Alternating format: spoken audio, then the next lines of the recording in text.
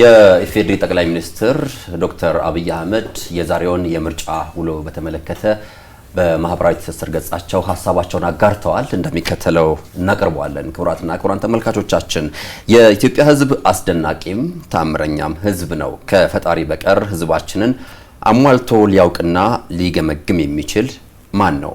የዳበረ ባህል ሀገር ወዳድና የወል መሻቱን መጠበቅ የሚችል ሕዝብ መሆኑን በዘንድሮው ምርጫ ዳግም ለዓለም አሳይቷል ይላል። በዛሬው ታሪካዊ ዕለት የሌሊቱ ብርድና ጨለማ ያላስፈራቸው፣ የቀትሩ ፀሐይና ድንገተኛ ዝናብ ያልበገራቸው፣ ሰርግ፣ ሀዘን፣ ወሊድና ሌሎች ማህበራዊ ሁነቶች ያላገዳቸው፣ ረጃጅም ሰልፎች ያላታከታቸው፣ የአካል ጉዳት ድምጽ ለመስጠት ያልገደባቸው፣ ህመምና እርጅና የሀገርን ተስፋ ከማየት ያላገዳቸው፣ የነገ ሀገር ተረካቢ ጨቅላ ልጃቸውን ማዘል ያላደከማቸው፣ ከምንም በላይ የጠላት ጩኸትና ማስፈራሪያ ያላቆማቸው ዜጎች በብዙ ጣውረዶች መካከል ያሳያችሁት ጽናት ለዲሞክራሲና ለሀገር ህልውና የተከፈለ ነውና ከልብ የመነጨ ምስጋና ይገባቸዋል።